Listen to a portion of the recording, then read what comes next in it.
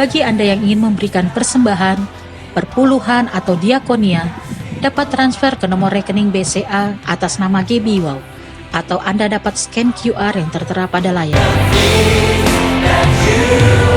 Mari sama-sama kita ucapkan Mazmur 91.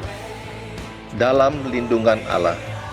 Orang yang duduk dalam lindungan yang maha tinggi dan bermalam dalam naungan yang maha kuasa akan berkata kepada Tuhan, tempat perlindunganku dan kubu pertahananku, Allahku yang kupercayai.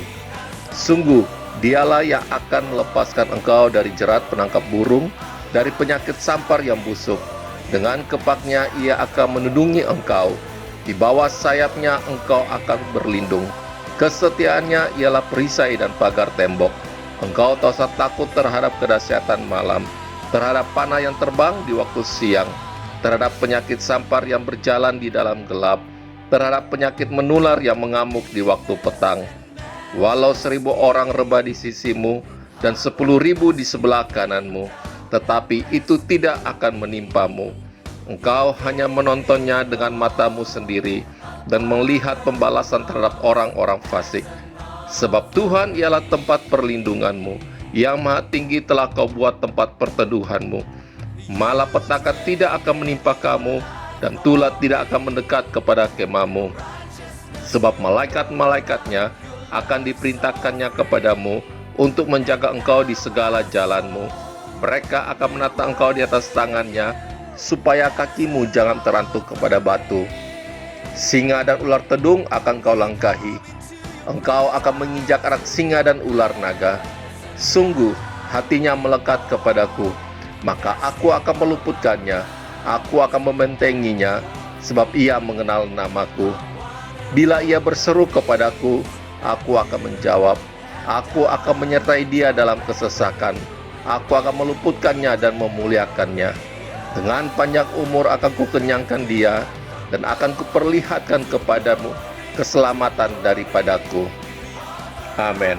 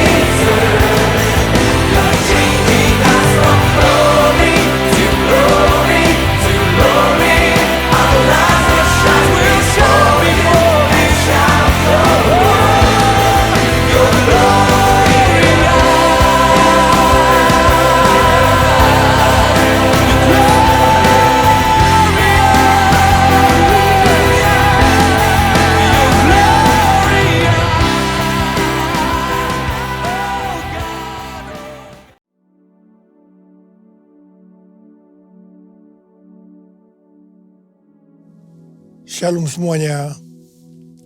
Waktu berjalan begitu cepat. Dengan tidak terasa kita memasuki hari pertama tahun 2026. Tema tahun 2026 adalah tahun amanat agung. The Year of Great Commission. Ayat emasnya diambil dari Matius 28 ayat 18 sampai dengan 20 dan Matius 24 ayat 14.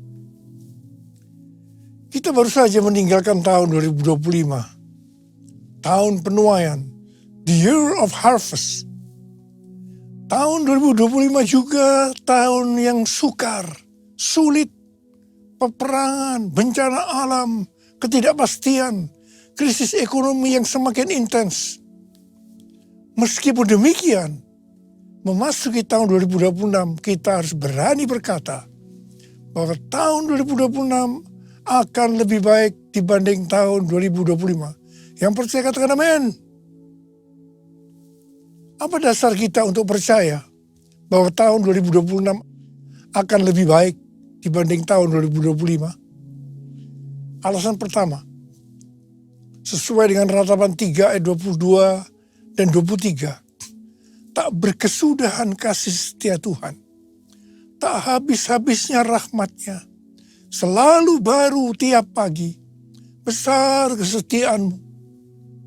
Kita harus percaya bahwa kasih setia Tuhan selalu baru tiap pagi, selalu baru tiap minggu, selalu baru tiap bulan, dan selalu baru tiap tahun. Haleluya. Alasan kedua, sesuai dengan Ratapan 3 ayat 24 yang berkata, Tuhan adalah bagianku atau jiwaku. Oleh sebab itu aku berharap kepadanya. Jadi kalau kita berharap kepada Tuhan, maka kita akan berani berkata bahwa tahun 2026 akan lebih baik dari tahun 2025. Haleluya. Orang yang berharap Tuhan diperbarui kuatnya, terbang naik dengan saya Raja Wali. Berlari tiada penat, berjalan tiada lelah, ajarku harapkan Tuhan. Berlari tiada penat, berjalan tiada lelah, ajarku harapkan Tuhan. Alasan ketiga, mengapa kita berani berkata bahwa tahun 2026 akan lebih baik dibandingkan tahun 2025? Karena kalau hati kita melekat kepada Tuhan, karena kita hidup intim dengan Tuhan, sesuai dengan Mazmur 91 ayat 14-16, maka hal yang pertama, Tuhan akan meluputkan dan membentengi kita terhadap sakit penyakit, panah api dari si jahat, jerat penangkap burung, kedahsyatan malam, atau terror of the night, yang berbicara tentang penculikan, perampokan, pemerkosaan, pembunuhan, terorisme, peperangan. Hal yang kedua, Tuhan akan menjawab ketika kita berseru pada masa kesesakan. Dan hal ketiga, Tuhan akan memuliakan kita. Hal yang keempat, Tuhan akan memberikan panjang umur dengan berkat yang melimpah. Hal yang kelima, Tuhan akan memberikan keselamatan. Haleluya! Berdasarkan 5 hal ini, kita akan berani berkata, Tuhan, saya percaya bahwa tahun 2026 akan lebih baik dari tahun 2025. Yang percaya katakan amin. Alasan keempat, mengapa kita berani berkata bahwa tahun 2026 akan lebih baik dibandingkan tahun 2025? Karena kita memasuki tahun 2026, tahun amanat agung, yang berarti kita akan lebih dipakai Tuhan dalam proses penyelesaian amanat agung. Maka kita akan berani berkata bahwa tahun 2026 akan lebih baik dibandingkan tahun 2025. Amin. Aku percaya berkat-Mu atasku melimpah, kebajikan, kemurahan selalu mengikutiku. Ku puji, ku sembah Kau Tuhan. Ku puji, ku sembah Kau Tuhan. Ku puji, ku sembah Kau Yesus. Tahun 2026 adalah tahun amanat agung, the year of the Great Commission. Istilah amanat agung dipopulerkan oleh Hudson Taylor, seorang misionaris ke daratan Cina pada abad ke-19. Hudson Taylor terkenal dengan kutipannya, amanat agung bukanlah sebuah pilihan untuk dipertimbangkan, melainkan sebuah perintah untuk ditaati. Yang dimaksud dengan amanat bukanlah sekedar perintah, tetapi satu perintah pengutusan yang diperlengkapi dengan kuasa dan otoritas ilahi. Sesuai dengan perkataan Yesus dalam Matius 28 ayat 18 dan 19. Kepadaku telah diberikan segala kuasa di sorga dan di bumi. Karena itu pergilah, jadikanlah semua bangsa muridku. Setiap kali kita berbicara tentang amanat agung, maka kita diingatkan tentang tahun 2033. Sebenarnya ada apa dengan tahun 2033? Tahun 2033 adalah peringatan 2000 tahun Tuhan Yesus disalibkan, mati, bangkit, naik ke surga. Peringatan 2000 tahun pencurahan Roh Kudus yang berarti hari ulang tahun gereja yang ke-2000. Peringatan ke-2000 tahun dimulainya amanat agung. Tetapi beberapa tahun terakhir ini Tuhan berbicara kepada gerejanya. Banyak organisasi-organisasi, aliran-aliran kekristenan yang mempunyai visi yang sama, yaitu target penyelesaian amanat agung tahun 2033. Waktu Tuhan Yesus ditanya oleh murid-muridnya tentang tanda kedatangannya yang kedua kali dan tanda akhir zaman. Salah satunya Tuhan Yesus menjawab dalam Matius 24 ayat 14 yang berkata, dan Injil kerajaan ini akan diberitakan di seluruh dunia menjadi kesaksian bagi semua bangsa. Sesudah itu barulah tiba kesudahannya. Dengan perkataan lain, kalau amanat agung selesai, maka sesudah itu barulah Tuhan Yesus datang yang kedua kali. Kata sesudah itu tidak ada seorang pun yang tahu itu kapan. Bisa 1 hari, 1 minggu, 1 bulan, 1 tahun, atau beberapa tahun, yang jelas tidak akan lama. Mengapa? Sebab Tuhan Yesus berkata, aku datang segera. Jadi kalau Tuhan Yesus memberikan target penyelesaian amanat agung tahun 2033 bagi gerejanya, artinya tinggal 7 tahun lagi.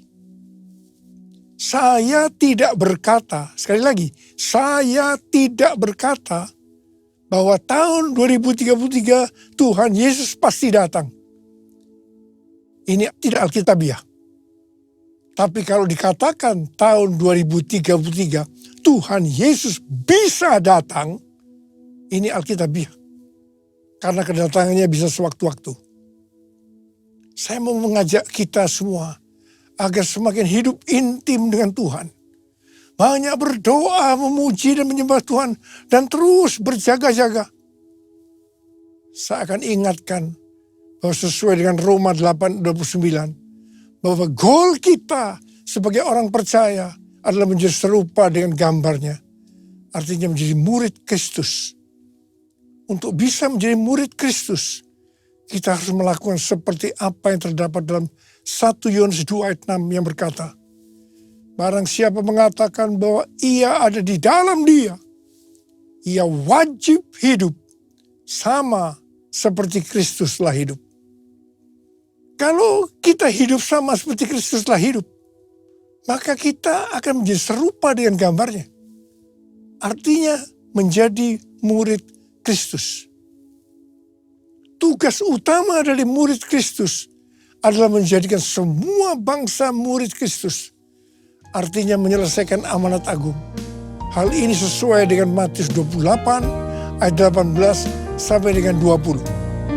Tuhan, ini aku, jadikanlah ku alatmu untuk memberitakan Injilmu.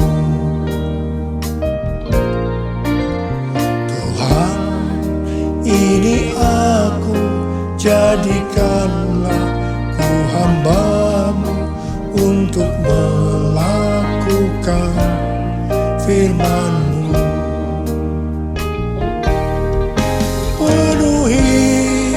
Hidupku dengan Roh-Mu agar ku jadi saksi-Mu. Pakailah hidupku dan urapi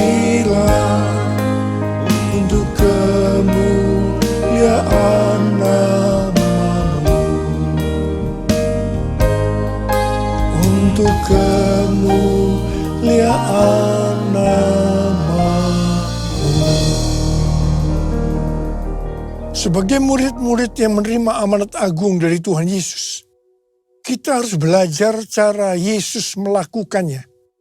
Sehingga kita bisa menjangkau dunia dalam 7 tahun ke depan sampai tahun 2033.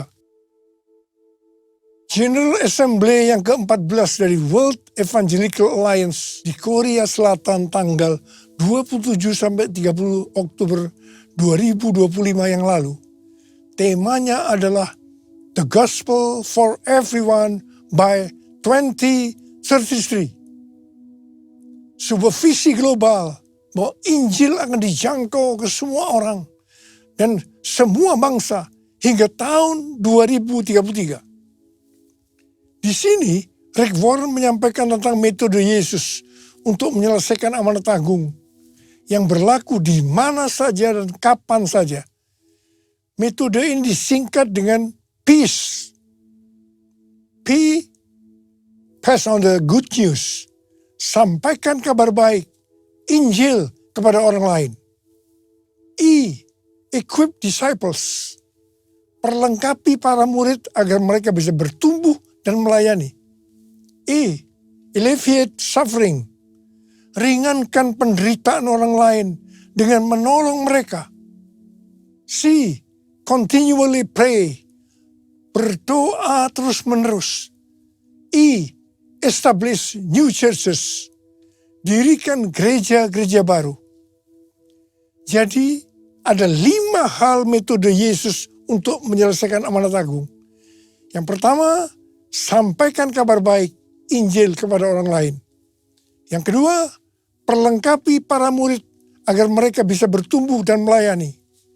3, ringankan penderitaan orang lain dengan menolong mereka. 4, berdoa terus-menerus. Dan yang kelima, dirikan gereja-gereja baru. Perlu digarisbawahi bahwa kita harus melakukan semuanya ini seperti Tuhan Yesus melakukannya, agar amanat agung selesai. Supaya kita bisa melakukan seperti Yesus melakukan, sehingga amanat agung selesai, maka kita harus memiliki sifat atau karakter yang benar sebagai murid Kristus. Alkitab memaparkan karakter ini dalam 4 gambaran, yaitu anak kecil, prajurit, olahragawan, dan petani. Yang pertama, untuk bisa menyelesaikan amanat agung diperlukan karakter seperti anak kecil. Tuhan Yesus berkata dalam Matius 18 ayat 3 dan 4, "Sesungguhnya aku berkata kepadamu, jika kamu tidak bertobat dan menjadi seperti anak kecil ini, kamu tidak akan masuk ke dalam kerajaan surga. Oleh sebab itu, siapa saja yang merendahkan diri dan menjadi seperti anak kecil ini, dialah yang terbesar dalam kerajaan surga." Anak kecil biasanya suka menangis, sangat bergantung dan percaya kepada orang tuanya, dan tidak suka berbohong. Kalau kita mau merendahkan diri dan menjadi seperti anak kecil ini, maka kita akan menjadi yang terbesar dalam kerajaan surga. Kalau kita berada dalam hadirat Tuhan, pasti kita akan menangis. Karena di hadirat Tuhan ada sukacita, ada kasih, ada nikmat senantiasa. Karena itu harus banyak berada dalam hadirat Tuhan. Yang mau katakan amin. Kita harus bergantung dan percaya kepada Tuhan, bukan kepada yang lain-lain, seperti bergantung kepada strategi manusia. Kita tidak boleh berbohong, sebab orang yang suka berbohong, bapaknya adalah iblis. Untuk menyelesaikan amanat agung, gereja harus rendah hati, bergantung dan percaya pada pimpinan Tuhan. Tidak salah kalau gerejanya menjadi besar, tapi dengan cara-cara yang benar di hadapan Tuhan. Banyak berdoa, memuji dan menyembah Tuhan, agar makin peka terhadap tuntunan Tuhan. Gereja Tuhan harus berkolaborasi, karena itu gereja harus rendah hati. Yesus, ku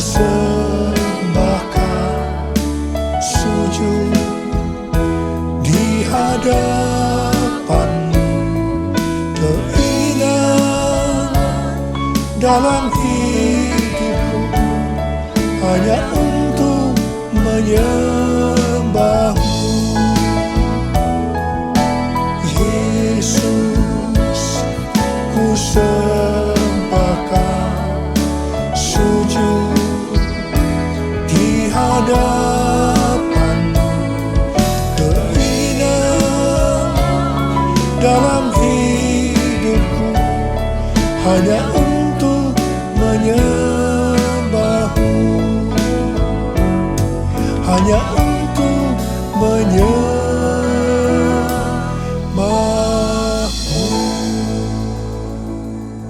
Yang kedua, untuk menyelesaikan amanat agung diperlukan karakter prajurit.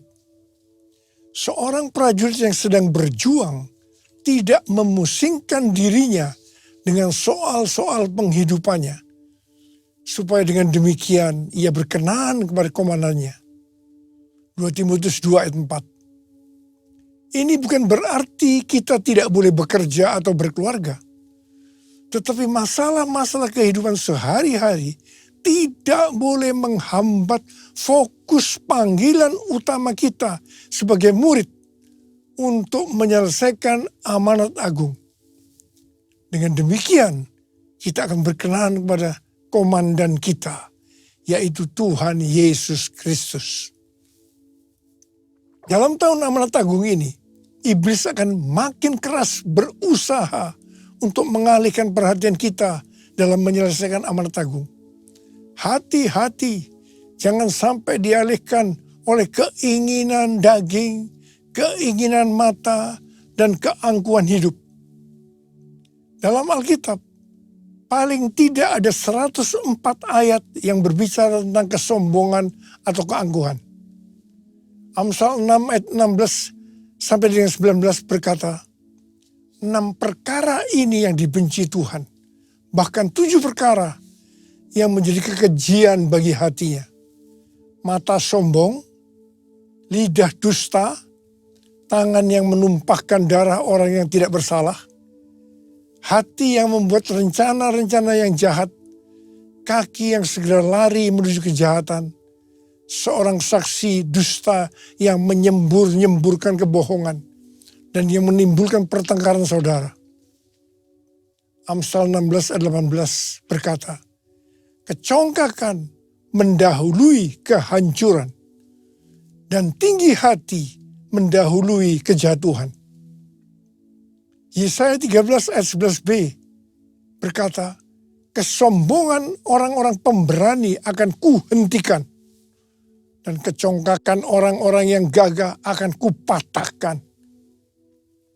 Matius 23 ayat 12 berkata, dan barang siapa meninggikan diri, ia akan direndahkan. Dan barang siapa merendahkan diri, ia akan ditinggikan. Yakobus 4 ayat 6 berkata, Allah menentang orang yang congkak, tetapi memberi anugerah kepada orang yang rendah hati. Hari-hari ini saya banyak melihat anak-anak Tuhan dan para pemimpin dilemahkan oleh Tuhan. Seperti yang juga dialami oleh Rasul Paulus. Ini semua diizinkan Tuhan, supaya kita tidak meninggikan diri. Tuhan berkata, dalam kelemahanlah kuasaku jadi sempurna. Kalau kita mau dipakai Tuhan lebih lagi, maka kita harus siap untuk dilemahkan. Yang ketiga, untuk menyelesaikan amanat agung diperlukan karakter olahragawan. Seorang olahragawan hanya dapat memperoleh mahkota sebagai juara apabila ia bertanding menurut peraturan-peraturan olahraga. Supaya bisa menurut peraturan-peraturan olahraga, Rasul Paulus berkata dalam 1 Korintus 9 ayat 26 dan 27 sebagai berikut. Sebab itu aku tidak berlari tanpa tujuan. Dan aku bukan petinju yang sembarangan saja memukul. Tetapi aku melatih tubuhku dan menguasainya supaya sesudah memberitakan Injil kepada orang lain, jangan aku sendiri ditolak. Jadi untuk bisa menurut peraturan olahraga, Rasul Paulus melatih tubuhnya dan menguasainya. Di sini kita melihat bahwa untuk menyelesaikan amanat agung tidak mudah. Melatih tubuh dan menguasainya itu perlu pengorbanan. Hal ini perlu kita lakukan supaya seperti yang Rasul Paulus katakan, supaya sesudah aku memberitakan Injil kepada orang lain, jangan aku sendiri ditolak.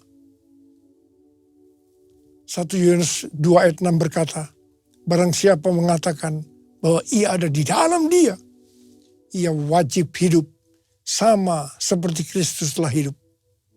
Ini harus dilakukan kalau mau pelayanan kita dalam menyelesaikan amanat agung seperti metode yang Yesus lakukan. Sehingga kita akan melihat tahun 2033 target penyelesaian amanat agung terjadi. Haleluya. Yang keempat, untuk menyelesaikan amanat agung diperlukan karakter petani.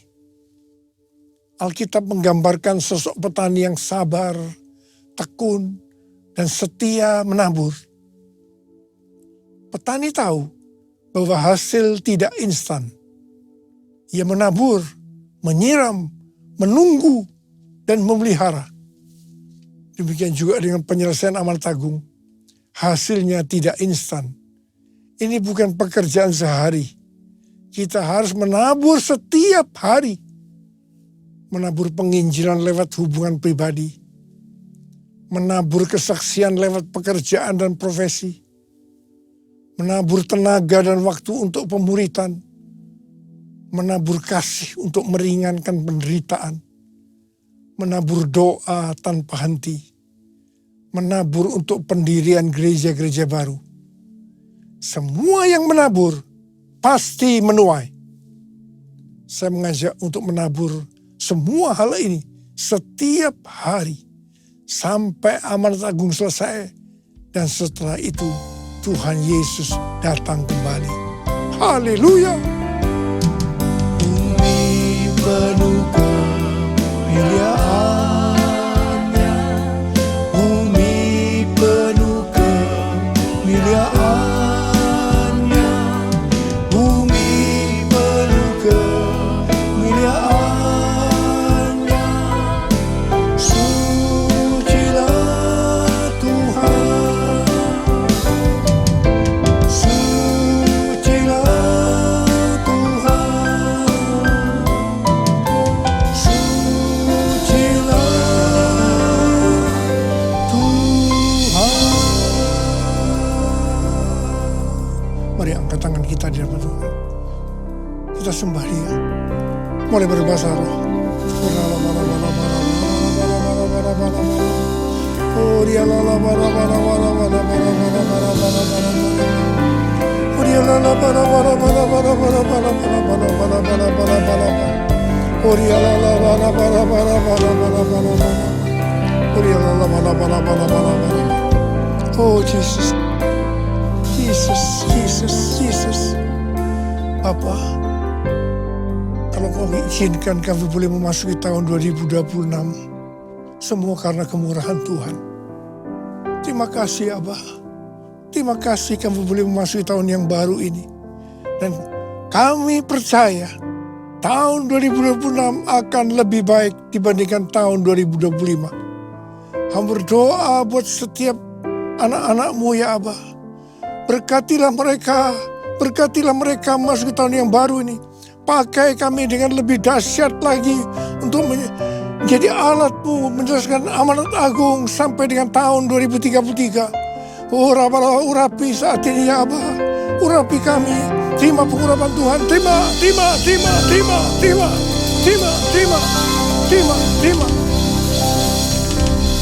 Dalam nama Yesus. Amin. Kita akan masuk dalam perjamuan kudus. Saudara, perjamuan kudus adalah perjamuan Tuhan Yesus sendiri. Kita akan mengingat ayat ini.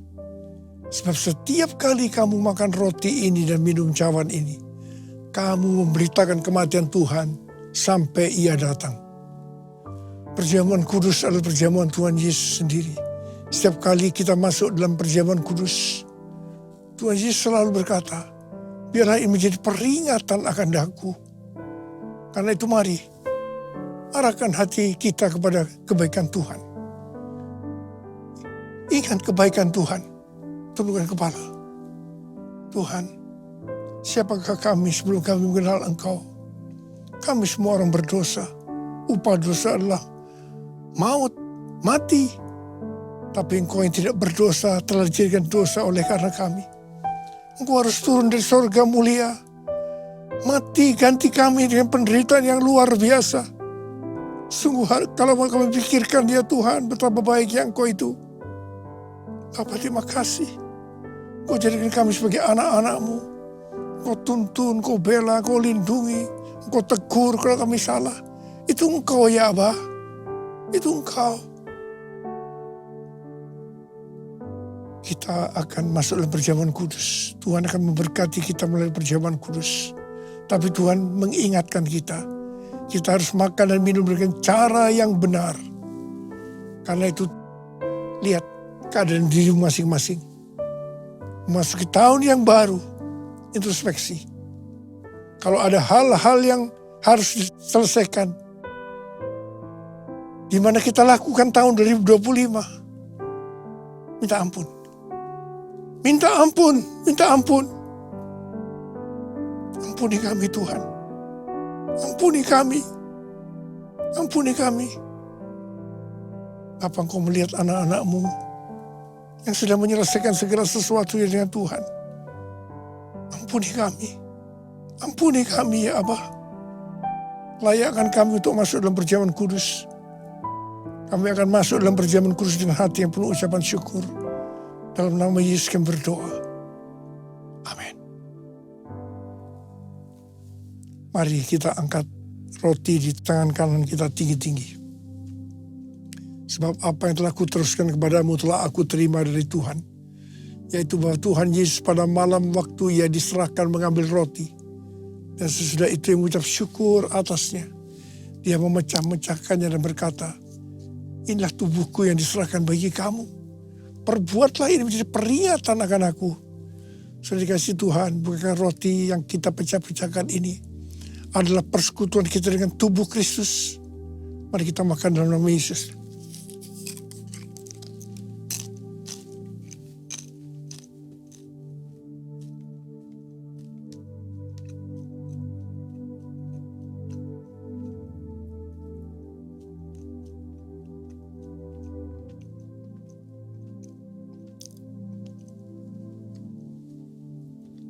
Angkat cawan di tangan kanan kita tinggi-tinggi. Demikian juga ia mengambil cawan sesudah makan lalu berkata, cawan ini adalah perjanjian baru yang dimeteraikan oleh darahku. Perbuatlah ini. Setiap kali kamu meminumnya, jadi peringatan akan aku. Sudah dikasih Tuhan, bukan cawan pengucapan syukur. Yang atasnya kita ucapkan syukur adalah persekutuan kita dengan darah Yesus. Mari kita minum dalam nama Yesus.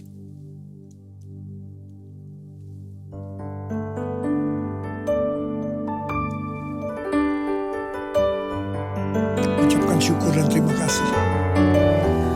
Dengan suara, jangan diam. Tuhan, terima kasih ya Tuhan. Terima kasih ya Tuhan, terima kasih.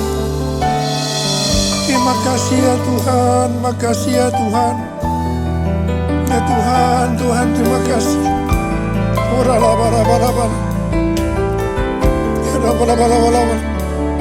Bapak terima kasih. Terima kasih. Saat ini Kau sudah menyembuhkan yang sakit. Kau sudah membebaskan yang terikat. Kau menghibur yang susah. Kau menguatkan yang lemah. Memberikan pengharapan-pengharapan yang baru buat anak-anak-Mu memasuki tahun 2026. Tuhan terima kasih. Terima kasih, terima kasih, ucapkan terima kasih, terima kasih. Terima kasih, Yesusku, terima kasih, Yesusku. Puji syukur hanya bagi Tuhanku.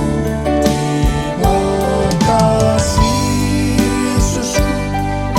kasih Yesusku, puji syukur hanya bagi Tuhan.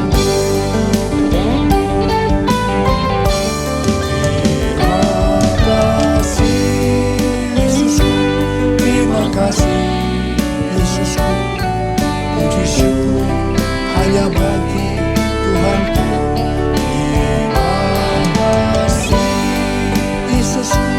Terima kasih Yesusku, puji syukur hanya bagi Tuhan. Puji syukur hanya bagi Tuhan. Puji syukur hanya bagi Tuhan.